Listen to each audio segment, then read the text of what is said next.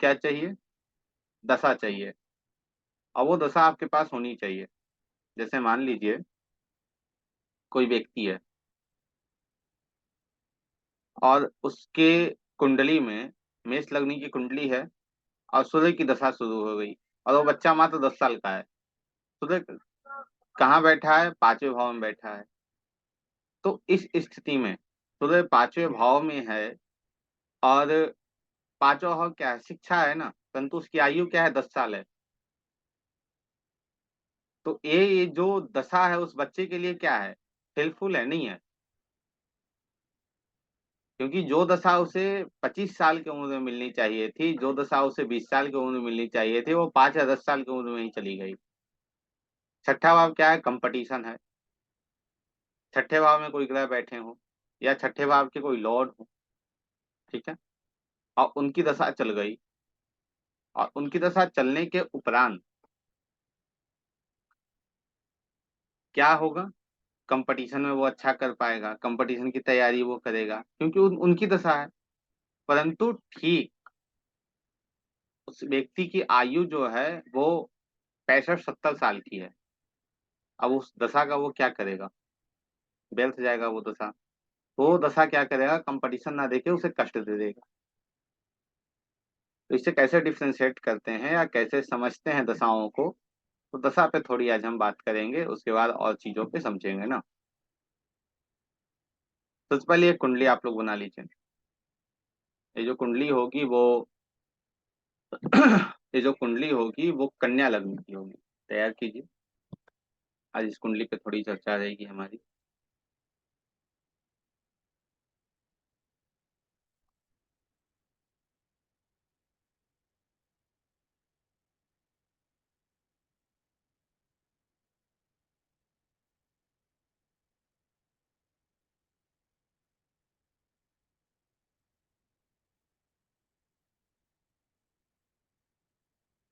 कन्या लग्न की कुंडली होगी और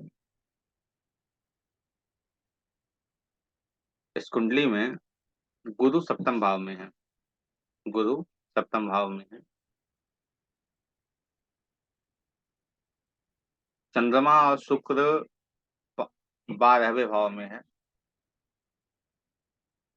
कन्या लग्न की कुंडली है, 6 नंबर की कुंडली है। गुरु सप्तम में है, चंद्रमा और शुक्र 12वें में है, 12th में है। राहु थर्ड हाउस में है, तीसरे भाव में है। शनि सूर्य और बुध, शनि सूर्य और बुध 10th भाव में है।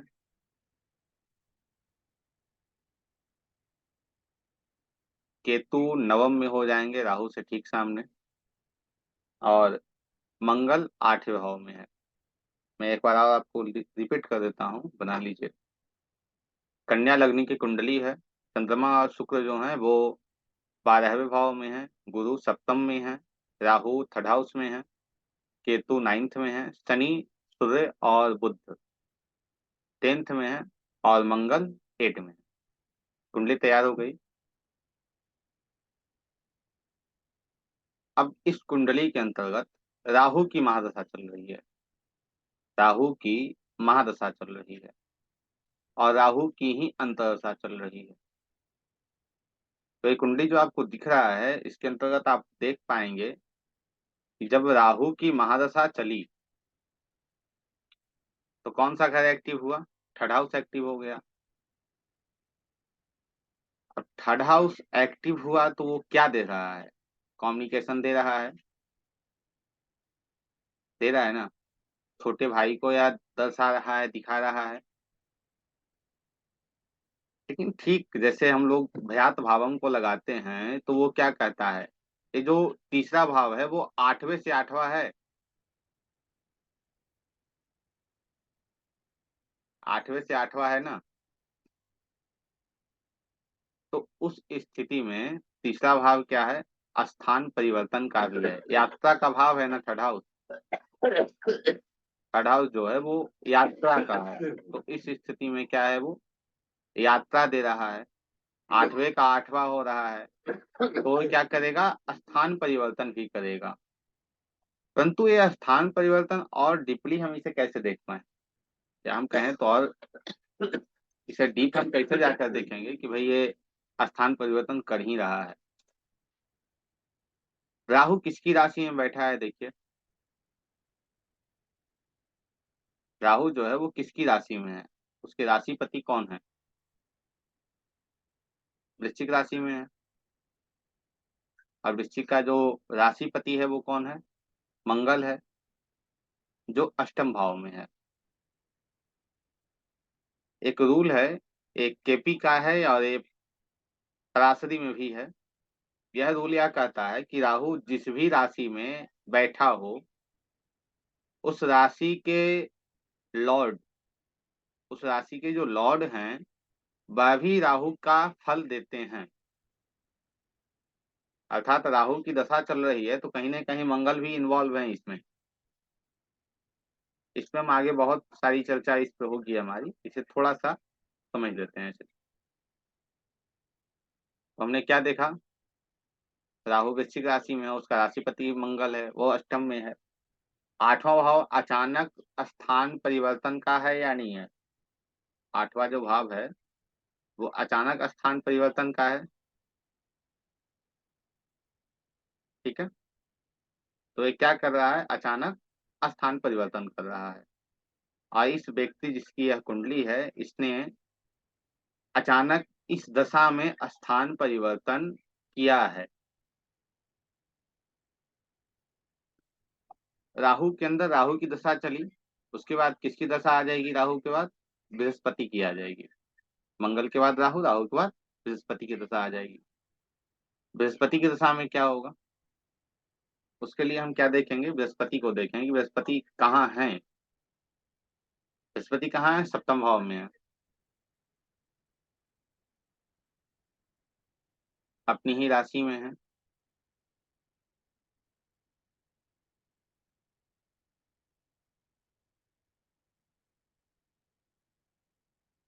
तो सबसे पहले एक दो रूल आप लोगों को मैंने बताया है। किसी भी दशा को आप जब देख रहे हैं, उसे डायग्नोस कर रहे हैं, तो सबसे पहले आपको देखना यह आवश्यक होता है, क्या वह ग्रह किसी भी प्रकार से इफ्लेक्टेड है, पीड़ित है? क्या वह ग्रह किसी भी प्रकार से इफ्लेक्टेड है, पीड़ित है? देखिए बृहस्पति के ऊपर किसकी दृष्टि जा रही है? बृहस्पति के ऊपर शनि की दृष्टि जा रही है। कौन सी? 10वीं दृष्टि शनि की बृहस्पति के ऊपर जा रही है। उसके लिए अब देखना होगा कि भाई कि शनि किस भाव का स्वामी है। शनि किस भाव का है? पांचवे और छठे का स्वामी है। तो यह जो जातक है वह बृहस्पति की दशा में बिजनेस कर लेगा। क्यों कर लेगा? क्योंकि गुरु सातवें में बैठे हैं, सातवां भाव में गुरु बैठे हैं, तो बिजनेस कर लेगा। लेकिन इसे शारीरिक समस्या देखने को मिलेगी। और वो शारीरिक समस्या क्यों देखने को मिलेगी?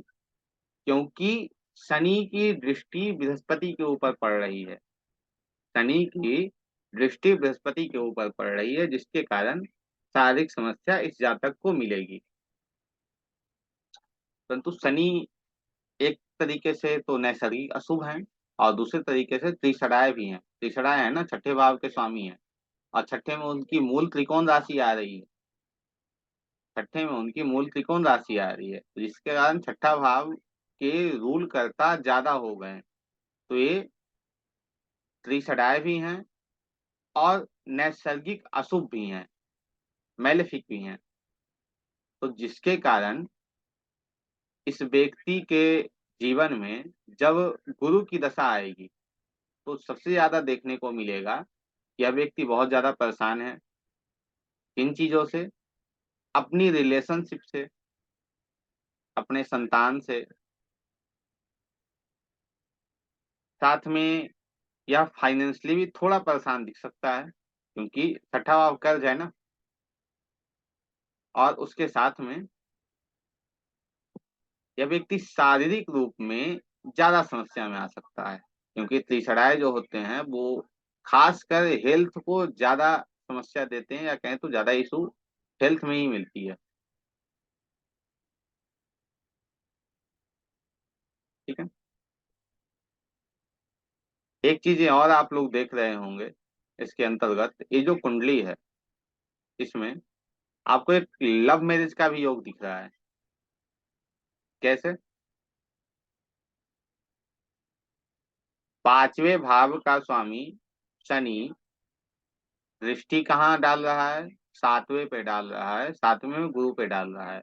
पांचवें और सातवें का जब कनेक्शन होता है तो लव मैरिज का योग होता है। पांचवा भाव प्रेम है, सातवां भाव विवाह है, तो एक लव मैरिज का भी यह योग बना रहा है। ठीक है। ठीक। बृहस्पति के बाद दशा किसकी आती है? शनि की आती है। अब इस कुंडली में शनि को देखिए, शनि क्या कर रहे हैं। शनि आपको इस कुंडली में दिखेंगे 10वें भाव में। 1 मिनट का आप समय देंगे हमें।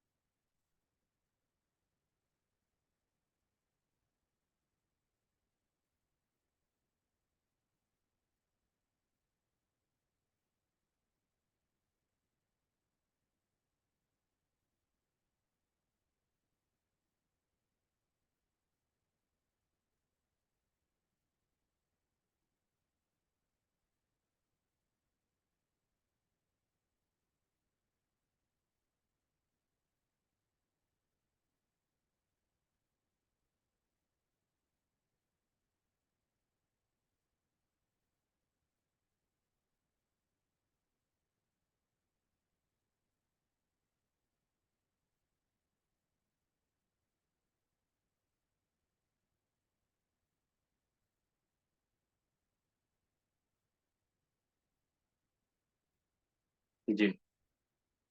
जब शनि की दशा आई तो इस जातक के जीवन में क्या होगा? हमेशा याद रखेंगे, राहु जो बैठा है वो थर्ड हाउस में है, तीसरा है राहु। शनि कहाँ है? 10वें में है।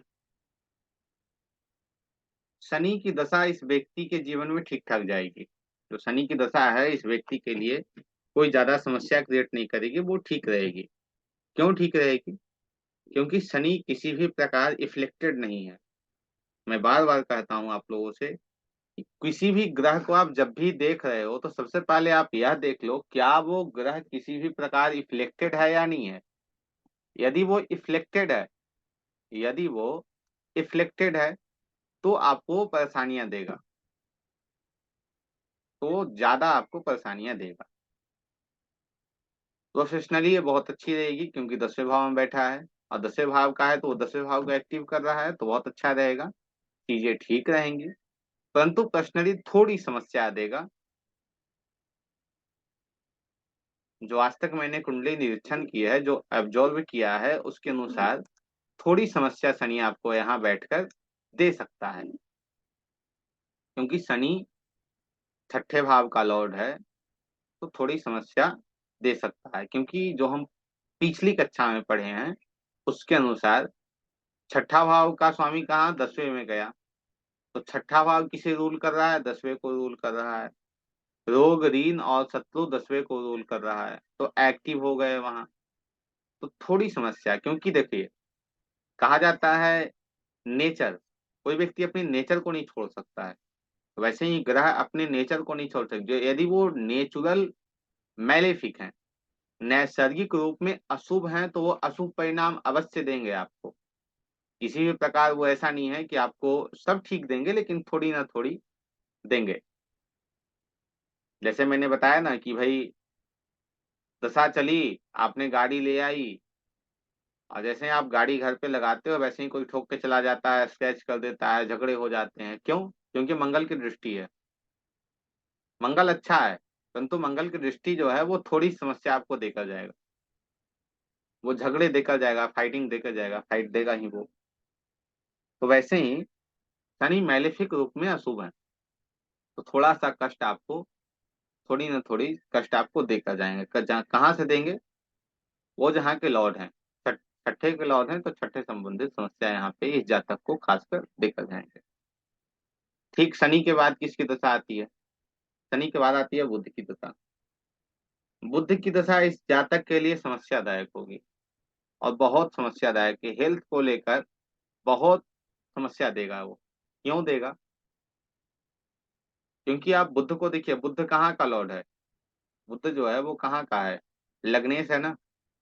और लग्नेश के साथ साथ, अच्छा आप लोग मुझे बताइए कि बुध यहाँ समस्या क्यों देगा? आप लोगों के प्रश्न हम ले लेंगे, परंतु आप लोग मुझे बताएं बुध यहाँ समस्या क्यों देगा इस कुंडली में, बताइए।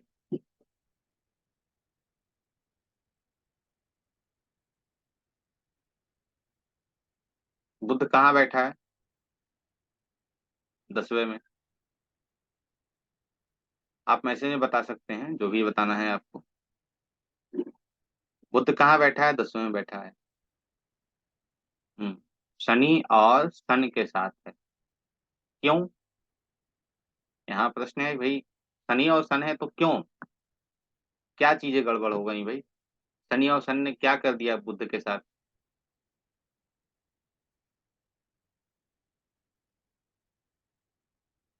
शनि त्रिशराय है ना, और सूर्य जो है वो 12वें भाव के हैं, मारक हैं। तो एक मारक हो गया, एक त्रिशराय हो गया।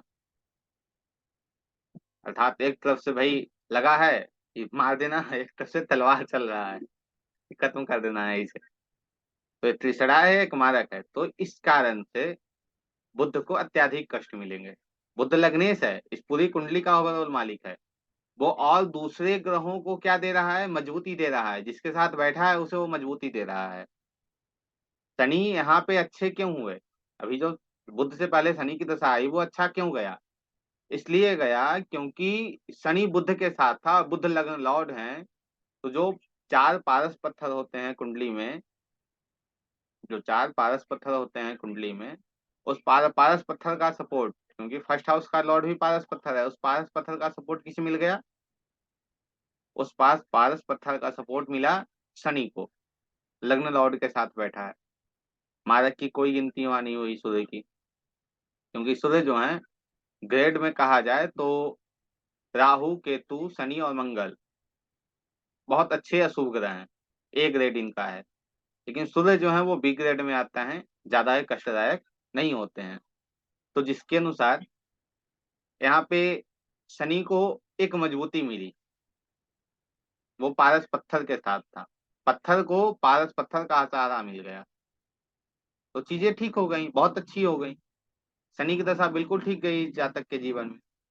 परंतु जब बुध की दशा आई तो चीजें खराब हो गई। अब यहाँ पे लगेगा कि भाई जो लग्नेश है, लग्नेश की ही जब दशा आई तो खराब कैसे हो जाएगा, सब तो ठीक होना चाहिए। वो इसलिए ठीक नहीं है क्योंकि वो बैठा है किसके साथ में, या दृष्टि किसकी जा रही है उसके ऊपर। अब यहाँ पे एक छोटा सा उपाय मैं आप लोगों को दे दूं। होता क्या है कि जैसे कोई भी ग्रह की दशा चल रही हो तो हम उसका उपाय करते हैं, ऐसा नहीं है, करते हैं, अच्छी बात। परंतु जिस ग्रह की दशा चल रही है और वो ग्रह जो है उसके ऊपर जिसकी दृष्टि है, या फिर जो अशुभ ग्रह जो उस ग्रह को परेशान कर रहा है, मान लीजिए गुरु की दशा चल रही है, गुरु के ऊपर शनि की दृष्टि है, तो आपको गुरु का इलाज ना करके, गुरु के उपाय ना करके आपको शनि के उपाय करने हैं। यूटिलाइज भी आपको किसको करना है? शनि को करना है। तो चीजें आपकी बहुत जल्दी ठीक हो जाएंगी, क्योंकि परेशानी वहां शनि दे रहा है। शनि की दृष्टि है तो परेशानियां आपको मिल रही हैं। जब शनि की दृष्टि नहीं रहेगी तो परेशानी आपको नहीं मिलेगी। तो इसीलिए पहले हमको हमें शनि का इलाज करना है, तब चीजें मेरी ठीक होंगी। यदि हम गुरु को ही पकड़ लें कि पुखराज पहन लो, सोना पहन लो, पीला धागा बांध लो, चीजें ठीक हो जाएंगी, तो वो नहीं हो पाएगा।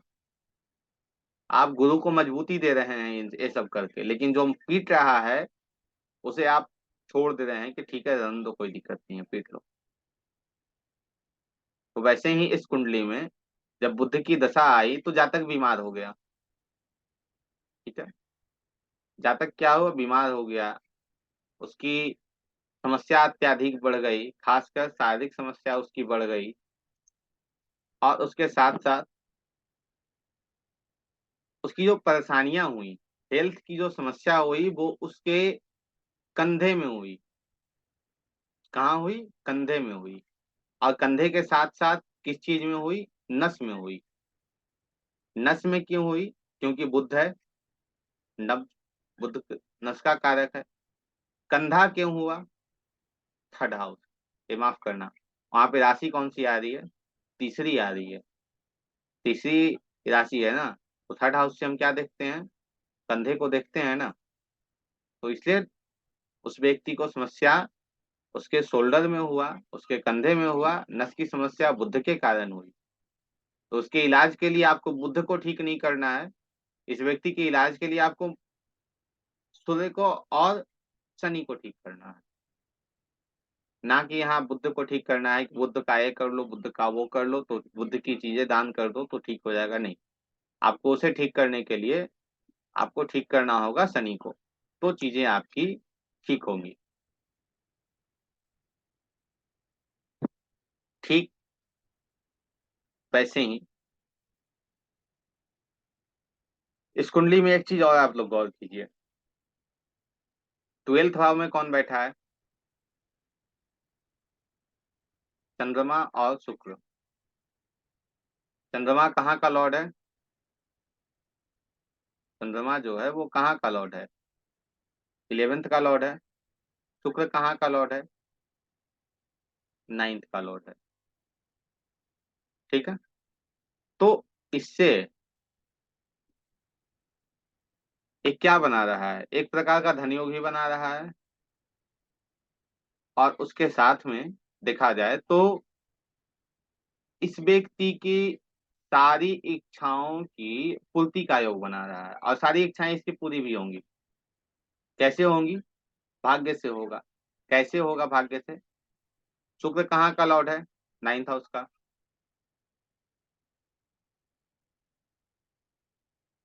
चंद्रमा कहाँ का लॉर्ड है? 11th हाउस का। दोनों कहाँ बैठ गए? 12वें भाव में चले गए। दोनों का एक संबंध बना, दोनों का एक कंजंक्शन बना। तो इससे चीजें क्या हो गई? बेहतर हो गई। अर्थात इस व्यक्ति की जो फुलफिलमेंट है, जो इसकी इच्छाएं हैं, उसकी पूर्ति कौन करेगा? उसकी पूर्ति इस व्यक्ति का भाग्य करेगा। और कब करेगा? जब चंद्रमा की दशा आएगी। अब फिर यहाँ एक प्रश्न आएगा कि भाई चंद्रमा की दशा क्यों? भाग्य तो शुक्र है, परंतु चंद्रमा क्यों?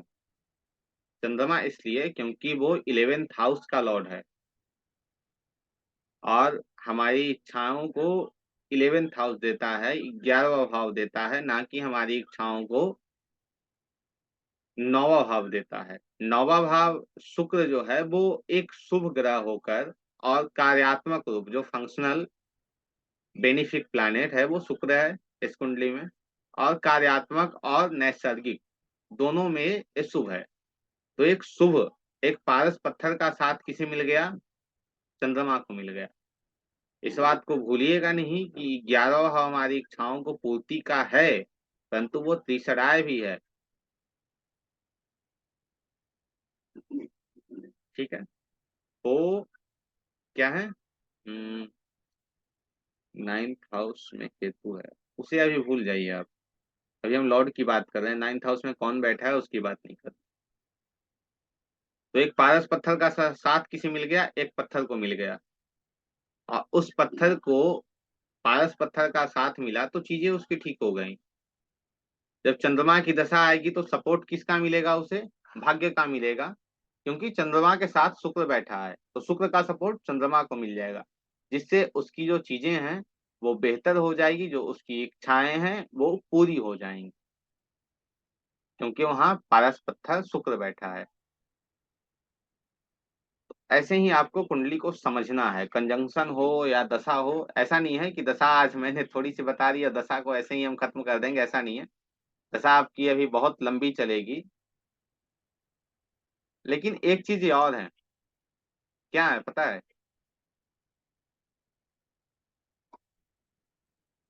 या तो आप लोग कुंडली को समझते नहीं हैं, या फिर कहें तो कुंडली को जब पढ़ते हैं तो उस वक्त समझ में नहीं आता है। हाँ, आ गया।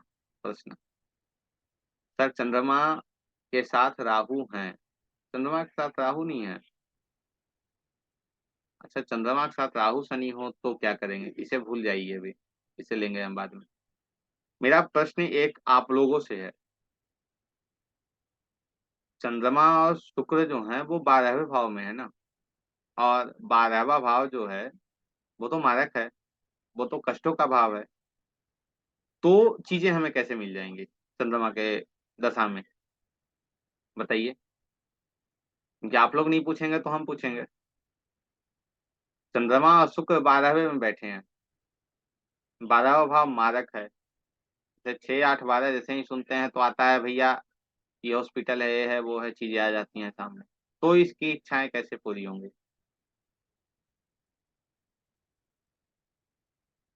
12th हाउस खर्चे हैं, परंतु क्या यह व्यक्ति किसी हॉस्पिटल में उस वक्त काम करेगा जब चंद्रमा की दशा चलेगी, तो वहां से जो पैसे आएंगे उससे इसकी इच्छाएं पूरी होंगी।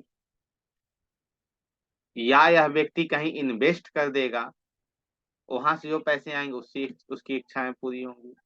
या यह व्यक्ति विदेश से संपर्क स्थापित करेगा, या विदेश जाएगा, वहां से इसकी सारी इच्छाएं पूरी होंगी। तो जो पॉजिटिव है 12वें भाव का, यदि वो साथ में आप उसे ले लेते हैं, साथ में ले लेते हैं तो कहते हैं हम, उसे अपने साथ ले लेते हैं तो आपकी चीजें ठीक हो जाएंगी। अर्थात उसे आप यूज में ले लेते हैं, उसे आप यूटिलाइज कर लेते हैं तो बेहतर हो जाएगा। परंतु यदि आपने ऐसा कुछ नहीं किया तो चंद्रमा की दशा आएगी भी और जाएगी भी, आपको कुछ मिलने वाला फिर नहीं है। फिर चंद्रमा की दशा आपके कुंडली में व्यर्थ हो गई, आपने उसे व्यर्थ कर दिया।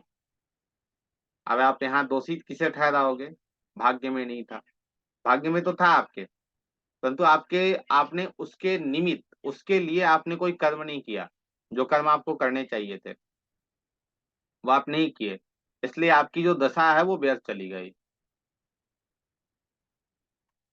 अगर फॉरेन में है तो अच्छी बात है, चंद्रमा की दशा आएगी तो चीजें और बेहतर हो जाएंगी। ठीक है। तो ऐसे इसे यूटिलाइज करना है, यूज में लेके तो चीजें आपको मिलती हैं। जैसे जन्म पत्रिका सबको देखे, जन्म पत्रिका जो है वो सबको ही देखता है, कर्म न देखे कोई। कर्म को कोई नहीं देखता है, आप क्या कर्म कर रहे हो वो नहीं देखते हैं लोग। सिर्फ वो जन्म पत्रिका देखते हैं कि जन्म पत्रिका आपकी अच्छी है, आपको ये मिल जाएगा, वो मिल जाएगा, ऐसा मिल जाएगा, वैसा मिल जाएगा। क्या आप घर में बैठे रहोगे तो मिल जाएगा, नहीं मिलेगा। तो उसके लिए आपको कर्म करना है, और वो कर्म करना है जो आपकी जन्म कुंडली बता रही है। यदि किसी व्यक्ति ने इस व्यक्ति को कह दिया कि आप जो है वो अपनी इच्छाओं को पूरी करने के लिए चंद्रमा की दशा में आप एनजीओ से जुड़ जाओ, क्या इसे मिलेगा, नहीं मिलेगा। एनजीओ 11th हाउस है। 12th हाउस क्या है, एनजीओ जो है वो 11th हाउस है। चंद्रमा वहां नहीं बैठा है, चंद्रमा 12th में बैठा है। तो ऐसे समझना है, अपनी कुंडलियों को समझना है खासकर।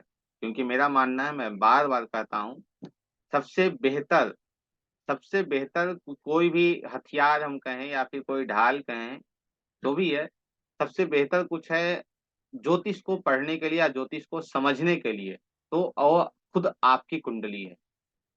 क्योंकि आप खुद को बहुत अच्छे से जानते हो, कब आपने क्या किया क्या नहीं किया, और अपनी कुंडली को भी आप देख रहे हो। उससे आप जो है वो बेहतर कर पाएंगे चीजों को।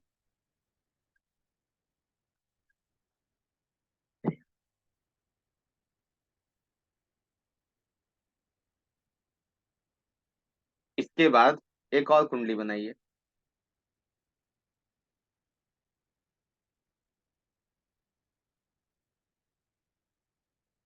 एक और कुंडली बनाइए।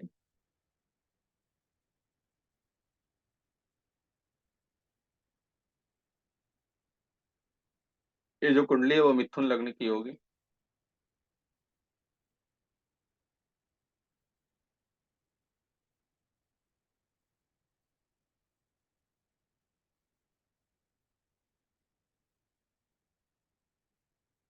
गुरु और राहु दसम भाव में है।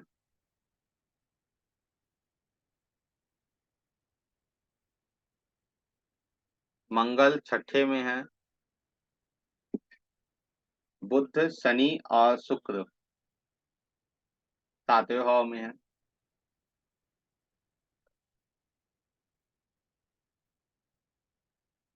गुरु राहु दसवें में, बुध शनि और शुक्र, माफ करना, बुध शनि और सूर्य सातवें भाव में, मंगल छठे में।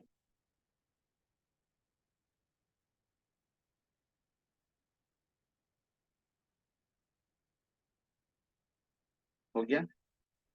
केतु चौथे में।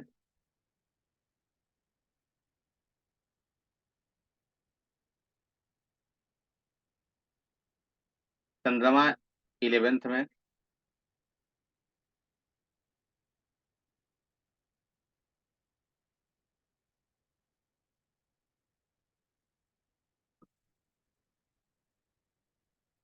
शुक्र को पंचम में।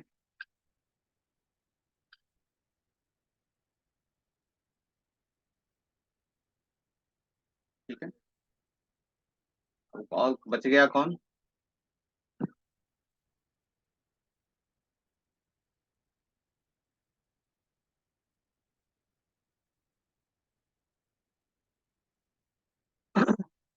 चलिए, हो गया।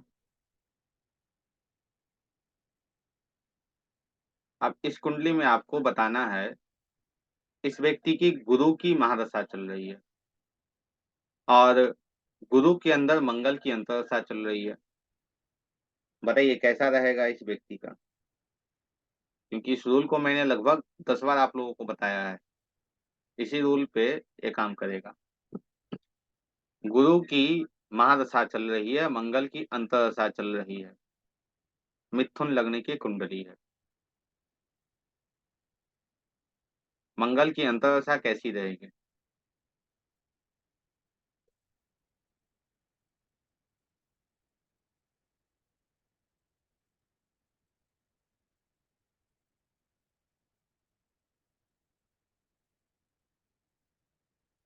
इस कुंडली में गुरु क्या है?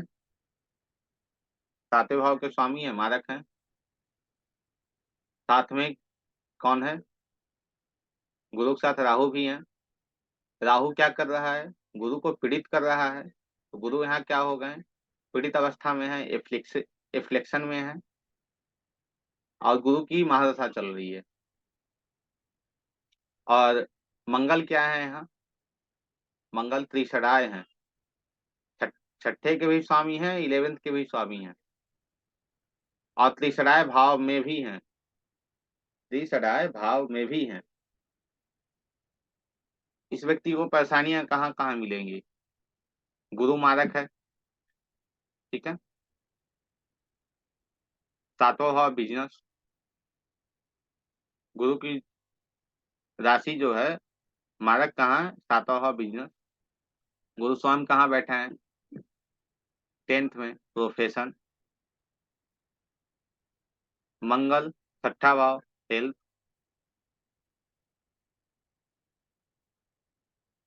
संबंध, फाइनेंशियल, पैसे। इन सब में इस जातक को समस्या आई। क्यों आई? क्योंकि मंगल त्रिशराय है और गुरु मारक है। जब मारक ग्रह के अंदर त्रिशराय की दशा चलती है तो चीजें जो हैं वो बहुत विपरीत हो जाती हैं।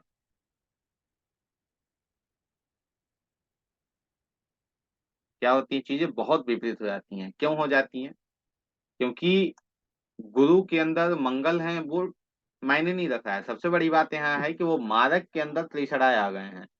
और हेल्थ और पैसा, खासकर कर्ज, छठा भाव कर्ज है ना, तो कर्ज में भी वो समस्या देगा।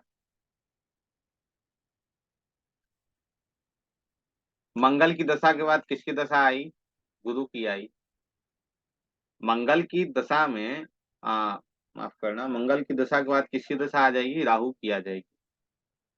अब राहु की दशा इस व्यक्ति की अभी आई नहीं है, आने वाली है। इसमें जातक की यह कुंडली है, इसकी मंगल की दशा, राहु की दशा आने वाली है, आई नहीं है।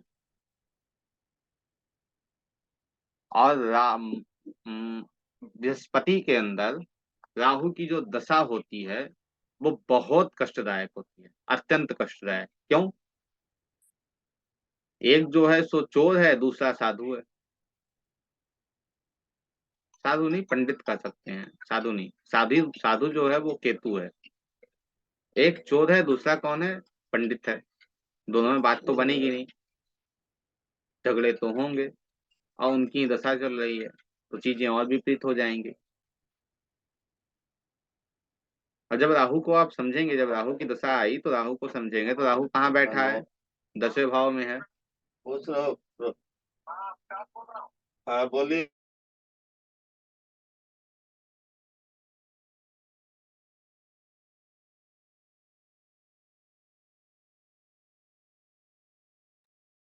ठीक है। राहु कहाँ बैठा है? 10वें में बैठा है, गुरु के साथ में है। जो पीछे हमने ये बात की कि राहु का डिस्पोजिटर कौन है, या हिंदी में कहें तो उसका निपटान कर्ता, इसका अर्थ होता है। तो कौन है? तो किसकी राशि में है? मीन राशि में है। मीन राशि किसकी है? गुरु की है। गुरु कहाँ बैठा है? 10वें में बैठा है। तो घूम कर चीजें वहीं आ गई, अर्थात परेशानी इसे कहाँ होगी? इसके प्रोफेशन में होगी। क्यों परेशानी होगी? गुरु की महादशा चल रही है, मारक है। गुरु की जो मूल त्रिकोण राशि है वो 7वें में है। प्रोफेशन दशा, प्रोफेशन में जो समस्या आएगी वो कैसे आएगी? बिजनेस के द्वारा आएगी। बिजनेस ही नहीं चल पाएगा। तो इस स्थिति में यह जातक को प्रोफेशन और बिजनेस में समस्या देखने को मिलेगी।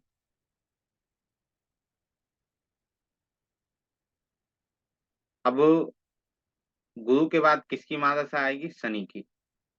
शनि की महादशा में यह जातक अच्छे से, जितनी सारी चीजें इसने खोई हैं गुरु की महादशा में, वो सारी चीजें इसे प्राप्त हो जाएगी शनि की महादशा में, उससे बेहतर प्राप्त हो जाएगी। क्यों हो जाएगी? कुंडली को देखिए आप। शनि कहाँ बैठा है? शनि कहाँ बैठा है? 7वें में। शनि के ऊपर किसी प्रकार कोई इफ्लिक्शन नहीं है, ना राहु का है, ना केतु का है, ना मंगल का है। तो शनि यहाँ पे अच्छी स्थिति में है। और सूर्य को मैंने बार बार कहा है कि भाई आप यदि किसी प्रकार कोई गलतियां करते हो, कर्म में कोई समस्या आप करते हो, तो सूर्य वहां पिता के स्वरूप में आपको कष्ट देता है, मैलेफिक होकर, और चीजें वो ठीक रखता है। या अनुशासन से आप थोड़ा सा भी हटते हो तो वो चीजें आपको तकलीफ देती हैं। तो यहाँ कर्म पे बातें आ रही हैं सूर्य को लेकर। सूर्य मैलेफिक है परंतु वो कर्म के अनुसार। तो शनि यहाँ पे क्या है? शनि को कोई इफ्लेक्टेड नहीं कर रहा है, शनि को कोई यहाँ पीड़ित नहीं कर रहा है। तो शनि यहाँ पे बहुत अच्छे हैं। शनि की जो दशा आएगी, महादशा आएगी जातक के जीवन में, वो बहुत अच्छी आएगी। इसका बिजनेस ठीक चलेगा। इसका जो बिजनेस है वो ठीक चलेगा। अभी इसे क्या करना चाहिए? चुपचाप हाथ पैर बांध के बैठ जाओ, कुछ नहीं करना है, कहीं इन्वेस्ट नहीं करना है, कुछ नहीं करना है। क्योंकि राहु आने वाला है, और जब राहु की दशा आएगी बृहस्पति के अंदर तो चीजें और बेकार वो कर देता है। बृहस्पति के लिए एक उपाय है। यदि बृहस्पति के अंदर राहु आ जाए तो उसके लिए एक छोटा सा उपाय है। थोड़ा अटपटा हो सकता है आप लोगों के लिए, लगे कि भाई क्या है।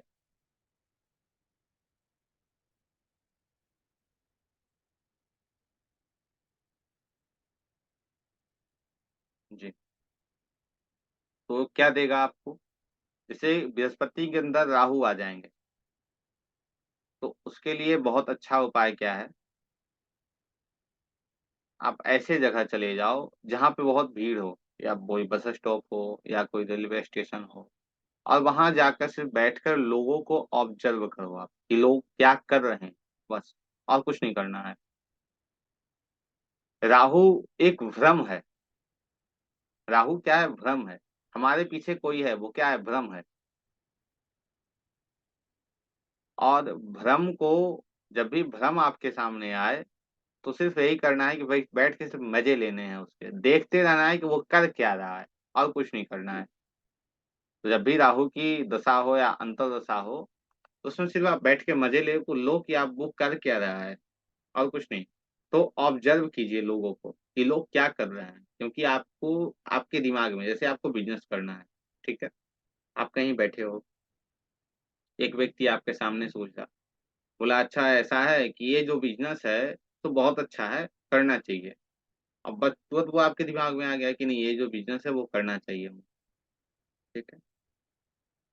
ठीक उस कुछ देर बाद फिर दूसरा व्यक्ति आया और उसी बिज़नेस पे 2 व्यक्ति झगड़ते आ रहे हैं।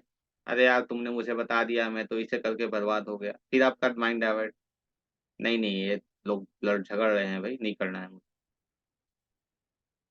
तो सिर्फ़ जब राहु की दशा चल रही हो तो सिर्फ़ मज़े लेना है, उसमें कुछ करना नहीं है, कुछ छेड़-छाड़ नहीं करनी है उससे कि भई ऐसा कर लो, वैसा कर लो, कुछ नहीं, आराम से बैठे रहना है। और जब बृहस्पति के अंदर केतु आ जाएँ या फिर ऐसे भी केतु आ जाएँ, तो उसके लिए आपको भगवान से मदद लेनी है या फिर कहें तो प्रकृति का निरीक्षण करना है, ऑब्ज़र्व करना है प्रकृति को। कैसे? वैसे-वैसे जगहों पे आपको जाना है जहाँ आपको प्रकृति दिखती हो। पेड़ हैं, पौधे हैं, जल है, मिट्टी है, ऐसे-ऐसे जगहों पहाड़ हैं, ऐसे-ऐसे जगहों पे आपको जाना है। वो खुद प्रकृति आपको बताएगी कि आपको क्या करना है। जैसे राहु में आपको लोग बताएँगे कि आपको क्या करना है। जब केतु है तो प्रकृति आपको बताएगी कि आपको क्या करना है। यदि केतु की दशा चल रही है तो कुछ नहीं कीजिए, आराम से बैठ जाइए और जितना हो सके भगवान का चिंतन, मनन, आराधना कीजिए। प्रकृति की आराधना कीजिए, ईश्वर की आराधना कीजिए। आपकी चीज़ें ठीक हो जाएँगी, बहुत जल्द ठीक हो जाएँगी। परंतु यदि आप राहु है और वहाँ ऐसा कर रहे हो तो वो काम नहीं करेगा, ठीक है?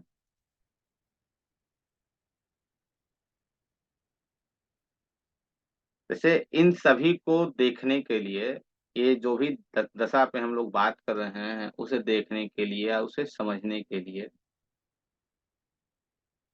एक जो चीज़ें हैं मैंने पिछली कक्षा में भी लगभग बताई थी जैसा मुझे याद है, कि जब भी हम दशा का निरीक्षण करते हैं, दशा को देखते हैं, ऑब्ज़र्व करते हैं दशा को, दशा क्या कर रही है, तो हमें सबसे पहले यह देखना होता है, जिस ग्रह की दशा चल रही है, क्या वह पीड़ित है या नहीं? क्या वह ग्रह पीड़ित है या नहीं? 1-2 कुंडली पे लेके समझेंगे अभी हम लोग।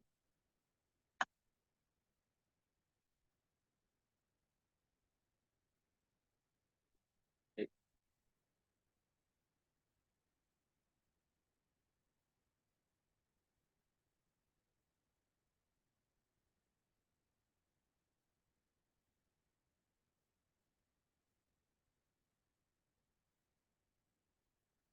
एक कुंडली आप लोगों को दिख रही है?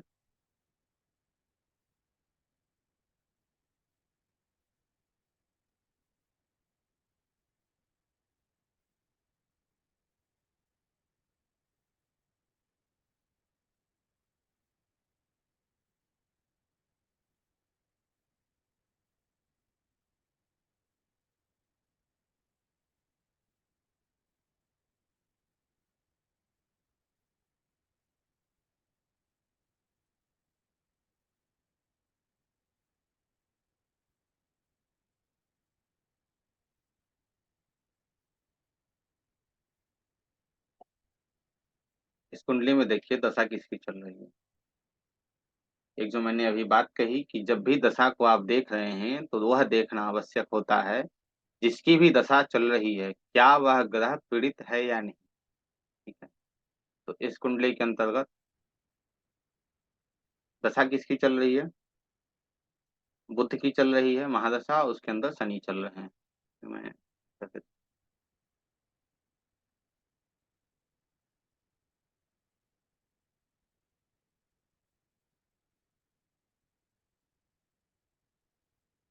आप लोगों को दिख रहा होगा यहाँ पे।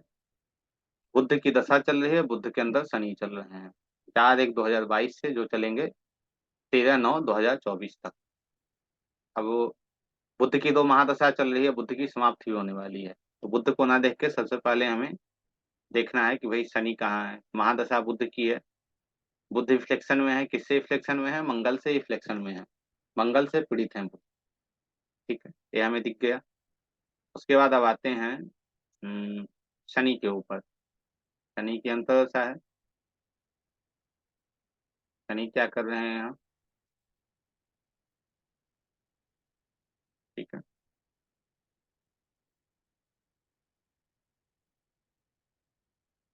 शनि किसके साथ है? शुक्र के साथ है ना? शुक्र के साथ शनि है। और शुक्र कहाँ के लॉर्ड हैं? शुक्र त्रिसराय हैं, छठे भाव के लॉर्ड। ठीक है। तो शुक्र तो नैसर्गिक रूप में शुभ ग्रह हैं, अच्छे ग्रह हैं। परंतु यह कार्यात्मक रूप में क्या हो गए? अशुभ हो गए। कार्यात्मक रूप में क्या है? ये अशुभ फल दे रहे हैं, क्योंकि इन्हें कार्य ऐसा मिल गया। शुभ है परंतु यह शुभ है यहाँ पे। ठीक है। तो उसके साथ शनि बैठे हैं, और किसी मैलेफिक प्लैनेट आसपास इनके नहीं दिख रहे हैं जो इन्हें परेशान कर रहा। इस जातक के जीवन में लगभग जब से इसकी दशा चली है 4/1/2022 से, मैं फरवरी से 2022 के फरवरी से इन्हें जान रहा हूँ। 2022 के फरवरी से इनके जीवन में जो कष्टें शुरू हुए हैं, वो कष्ट इनकी खत्म ही नहीं हो रही। और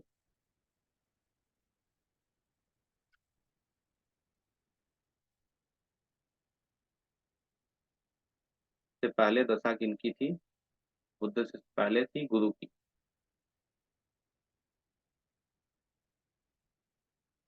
इनकी गुरु की दशा बहुत अच्छी गई, परंतु जब से शनि की दशा आई है, तब से इनकी चीजें बहुत बदल गई।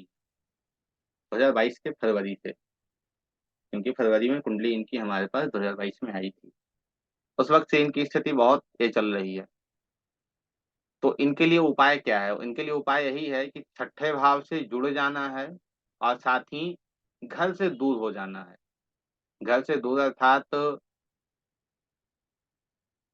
खासकर इन्हें उस स्थान से दूर होना है, जन्म स्थान, या फिर जन्म स्थान के जो वातावरण है उससे दूर हो जाना है इन्हें। उस स्टेट से बाहर हो जाना है, इनकी चीजें ठीक हो जाएंगी। कोई समस्या इनके जीवन में नहीं आएगी।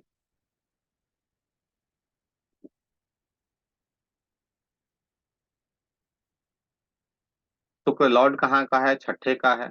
और उसके साथ वो किस घर? लग्नेश भी है। शुक्र लग्नेश भी है।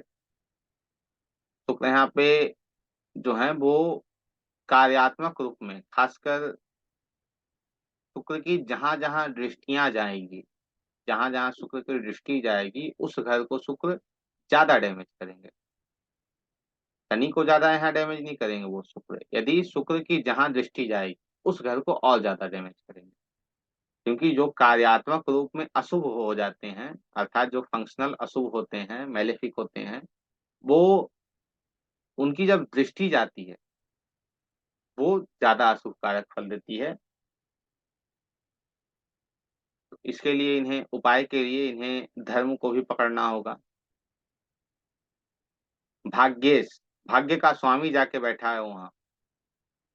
दसम भाव का स्वामी जाके बैठा है वहां। तो इन्हें तभी कुछ मिल पाएगा जब ये घर से दूर होंगे। इनके लिए उपाय में कहा जाए तो तभी इन्हें सब कुछ जो भी चाहिए इन्हें वो मिल पाएगा, जब वे घर से दूर होंगे। जब तक ये घर से दूर नहीं होंगे तब तक इन्हें चीजें नहीं मिल पाएंगी। एक और कुंडली लगाते हैं।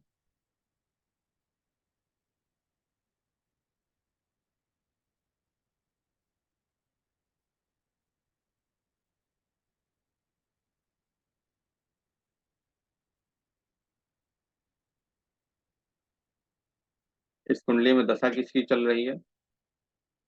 मंगल की। और महादशा, और मंगल के अंदर गुरु की अंतरदशा चल रही है। ठीक है। मंगल कहाँ है? मंगल यहाँ बैठे हैं।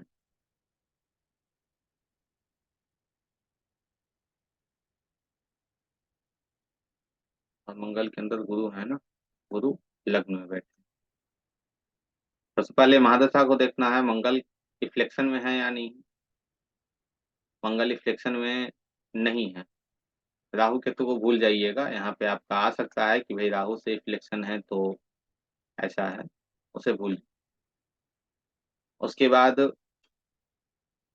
गुरु, जो जिनकी अंतर चल रही है, गुरु इफ्लेक्शन में है। कौन इफ्लेक्टेड कर रहा है? राहु कर रहा है। तो उपाय के लिए इन्हें राहु का उपाय करना चाहिए। और गुरु के लिए, गुरु जो है वो परेशानियां किस प्रकार का देगा? हेल्थ संबंधित समस्या दे सकता है,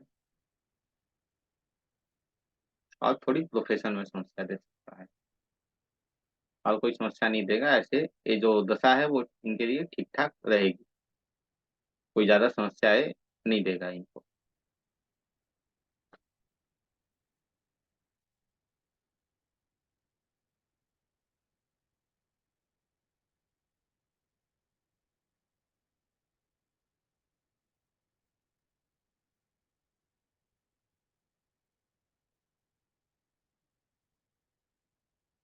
इस कुंडली को एक बार देख लीजिए।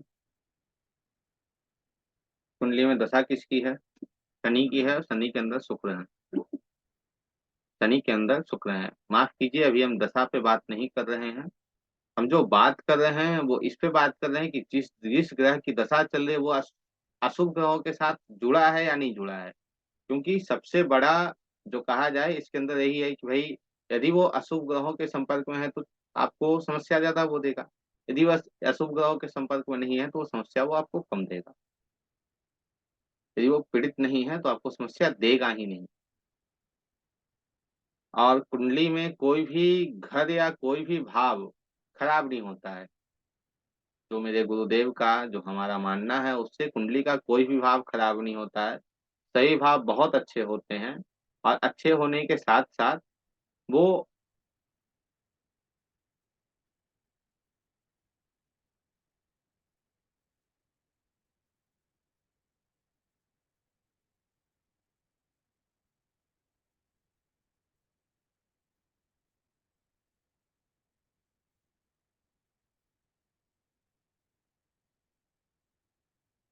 इस कुंडली को देख लीजिए, उसके बाद आप लोगों के प्रश्नों को होंगे।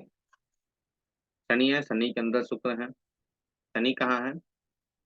शनि दसम भाव में बैठे हैं, राहु से पीड़ित हैं वो, समस्या दे रहा है। शनि क्या है इस कुंडली के लिए? वृश्चिक लग्न के लिए, इस कुंडली के लिए शनि क्या है? नैसर्गिक अशुभ तो है ही, लेकिन कार्यात्मक रूप में शुभ है या नहीं है?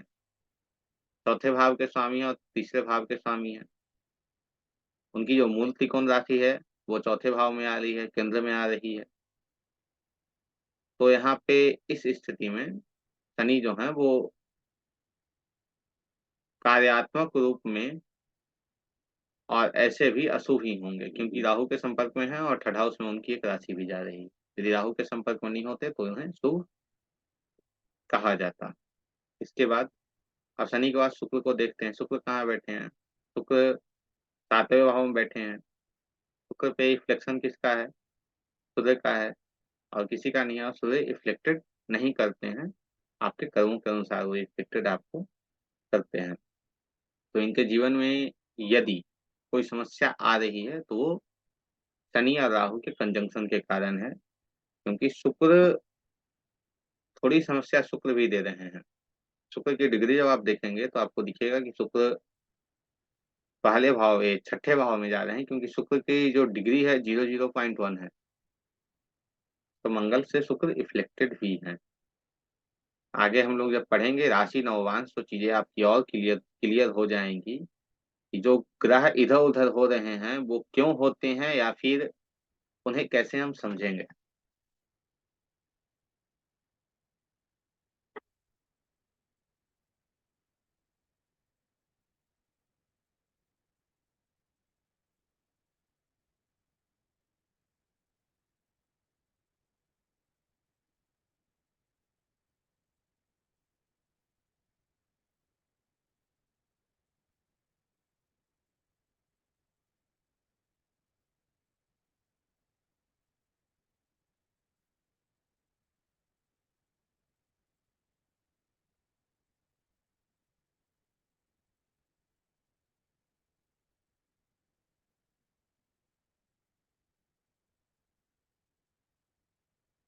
एक कुंडली बनाइए तुला लग्न की।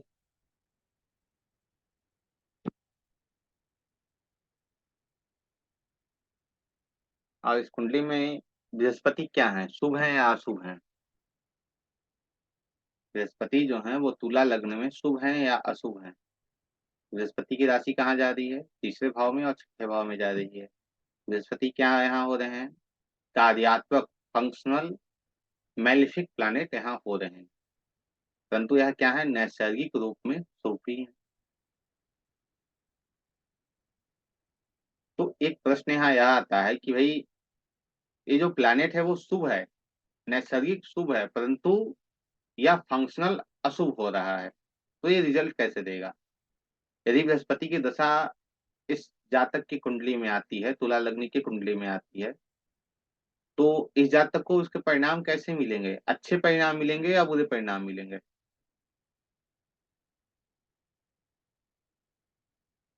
अभी कुछ देर पहले मैंने कहा था, जो कार्यात्मक रूप में अशुभ ग्रह होते हैं वह उस भाव के लिए अशुभ होंगे, या उस भाव के लिए अशुभ होते हैं जिस भाव को वो देख रहे हैं, और किसी भाव के लिए वो अशुभ नहीं होते हैं। जो कार्यात्मक रूप में जो अशुभ ग्रह होते हैं वह जिस भाव को देख रहे हैं उस भाव के लिए ही सिर्फ वो अशुभ होते हैं, अन्यथा वो और सभी ग्रहों के लिए अशुभ नहीं होते हैं। ठीक है, क्योंकि ये जो डिफरेंशिएट है ना, वो आपको बार बार आपके जीवन में देखने को मिलेगा। और नैसर्गिक अशुभ है, नैसर्गिक शुभ है। नैसर्गिक शुभ होने के कारण यह उतना डैमेज, उतनी तकलीफ हमारे जीवन में नहीं देते हैं जितना नैसर्गिक अशुभ ग्रह शनि मंगल राहु केतु देते हैं। उतना कष्ट ये हमारे जीवन में ऐड नहीं करते हैं।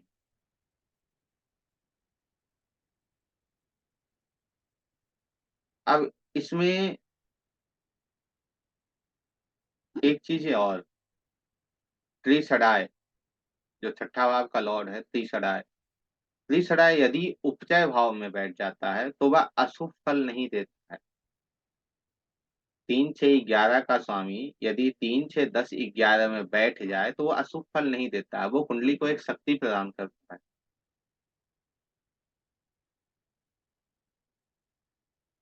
परंतु फिर त्रिसड़ा यदि 6 8 12 में, तो एक त्रिसराय छठा तो आ गया, जो उपचय भी है त्रिसराय भी है, तो ये चीजें जो है वो दोनों आपको देगा छठा भाव।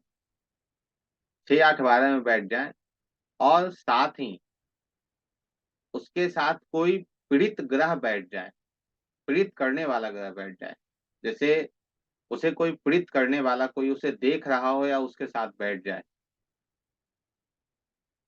जैसे तुला लग्न की कुंडली में गुरु क्या है, त्रिसराय है, गुरु 8वें भाव में बैठ गए, और गुरु के ऊपर राहु की दृष्टि है या राहु गुरु को के साथ बैठे हैं, तो इस स्थिति में क्या होगा? जातक को खराब रिजल्ट देखने को मिलेंगे। कब? जब गुरु की दशा आएगी, क्योंकि गुरु त्रिसराय भी है और 8वें भाव में भी है और पीड़ित भी हो गया है, तो रिजल्ट खराब मिलेगा।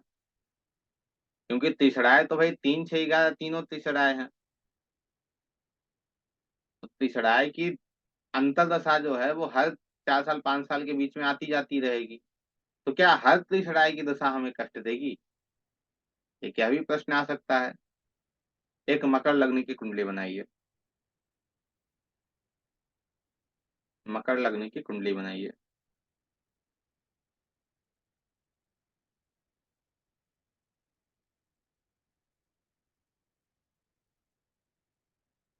मकर लग्न की कुंडली बन गई, उसके अंदर राहु और गुरु को छठे भाव में आप लिख देंगे, छठे भाव में राहु और गुरु को स्थापित कर दीजिए।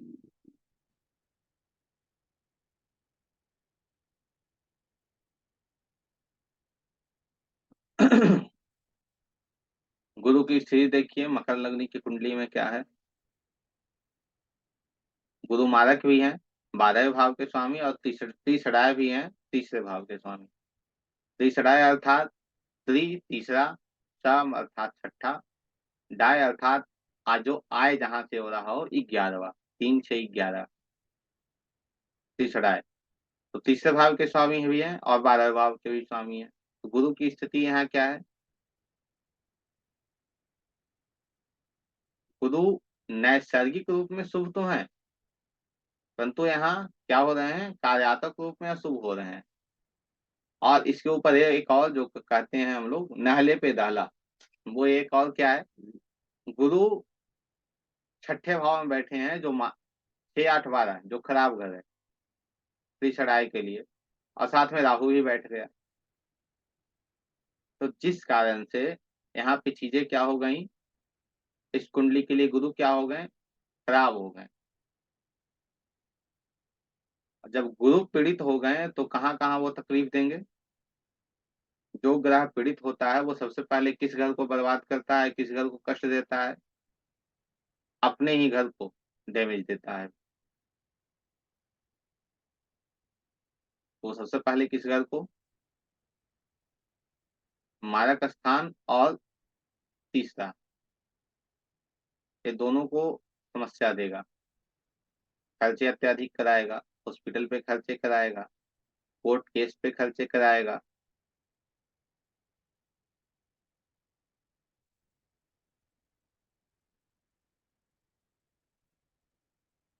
आपकी जो याददाश्त की शक्ति होती है ना, वो तीसरा भाव होता है, उसे भी ये डैमेज करेगा।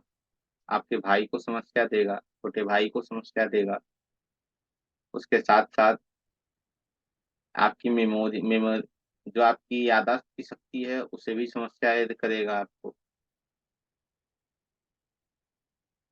तो इन सब चीजों में आपको समस्या देगा, कम्युनिकेशन में आपको समस्या देगा। यह कब देगा, जब गुरु की दशा आएगी। जब गुरु की दशा आएगी तब ये चीजें आपको प्राप्त होंगी। आप लोगों में किन्हीं के कोई प्रश्न है तो आप पूछ बताइए। हमारी आवाज जा रही है ना आप लोगों तक?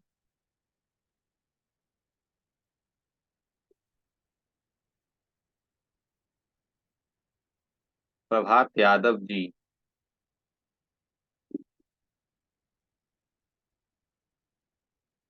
बताइए क्या प्रश्न है आपके? राधे राधे गुरु जी। जी राधे। गुरु जी मेरा प्रश्न था जैसे कि गुरु अपनी स्वराशि में थे और फिर भी वो राहु के साथ होने की वजह से पीड़ित हो गए। हम्म, तो क्या जब भी कोई ग्रह अपनी स्वराशि में होगा और वो पीड़ित हो जाएगा तो वो अपने घरों पे भी असर बुरा देगा या सिर्फ जहां दृष्टि डालेगा वहां बुरा असर देगा? जैसे जो ग्रह पीड़ित है, सबसे पहले यह देखिए कि मान लीजिए आपको कोई पीट रहा हो, ठीक है, तो इस स्थिति में आप सबसे पहले कहाँ भागोगे? अपने घर भागोगे। अपने घर आप जाओगे तो आपके घर की क्या स्थिति होगी, आप स्वयं मुझे बताइए। जैसे आप कहीं, आप नहीं या कोई भी हो, कोई पीट कर घर अपने जाए और उसके शरीर पे चोटों के निशान हो, तो उसके घर वाले क्या करेंगे, कुछ देर के लिए तो उन्हें तकलीफ होगी ना। वैसे ही है, गुरु अपने घर में है तो तकलीफ होगी, लेकिन थोड़ी तकलीफ जो है वो कम होगी, लेकिन समस्या वो देगा, निश्चित समस्या देगा। क्या आप म्यूट हो गए? जी तो गुरु जी। तकलीफ वो देगा लेकिन थोड़ा कम देगा, क्योंकि ये स्व अपना घर है, स्वराशि है। लेकिन वो मूल त्रिकोण में होता तो चीजें और कम कर देता। मूल त्रिकोण जो 9वीं राशि है उसमें होता तो चीजें और कम कर देता, लेकिन 12वीं राशि में है तो चीजें जो है वो थोड़ी बढ़ा कर देगा, या फिर कहें तो जैसे मूल त्रिकोण में है तो चीजों को सीधा 50 कर देगा। यदि मूल त्रिकोण नहीं है तो वो क्या करेगा, उसे 70 कर देगा। तो ऐसे ही इसे करना है, क्योंकि मूल त्रिकोण का बहुत बड़ा महत्व होता है। जब आगे आप दशा में चलोगे, तो आगे आप प्रेडिक्शन में और आगे बढ़ोगे, तो पृष्ठोदय राशियां होती हैं, उभयोदय राशियां होती हैं, तो उससे भी देखा जाता है कि रिजल्ट आपको कब मिलेगा। दशा के मध्य में या दशा के प्रारंभ में या दशा के अंत में आपको रिजल्ट देखने को मिलेंगे। तो ये भी आपको देखना राशियों से ही होता है, राशि का बहुत बड़ा रोल होता है हमारे जीवन में। और किन्हीं का कोई प्रश्न? चलिए तो 1 मिनट मैं सबको म्यूट अनम्यूट कर देता हूँ, जिनके जो प्रश्न होंगे आप खुद अनम्यूट करके पूछ लेंगे। जी, सब आप लोग अपने आप पास से म्यूट कर सकते हैं, अनम्यूट कर सकते हैं। चलिए, और किन्हीं के लिए कोई प्रश्न ना हो तो सभी को राधे राधे, जय श्री राम, शुभ रात्रि। जय श्री राम, राधे राधे गुरु जी। राधे राधे गुरु जी। राधे राधे।